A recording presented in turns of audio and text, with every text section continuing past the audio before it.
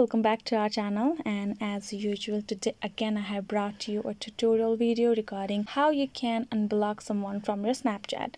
If you have important person get blocked or accidentally blocked, so how to unblock them I can teach you. But before we start with our video, please do like our video, subscribe our channel, and do share this video to the friend that really needs this. And yeah, let's get started. Just go to your Snapchat app. So once your app is open, so all you have to go to your profile, click that profile icon, and then you will see your profile over here. All you have to do is just go to your settings, and then you will go all the way down where you can see the option called blocked. Click the blocked option, and then as you can see I have 2 people blocked in my account, and if I want to unblock any of them I can just click this cross sign. I'll unblock this Raymond. Click that sign, and now you can choose yes or no. Obviously I want to unblock this person, so I'll choose yes, and now this person is unblocked. I hope this tutorial has helped you so far. Please do make sure to leave comments below so we can make videos according to your need, and I'll see you guys in another video. Bye bye.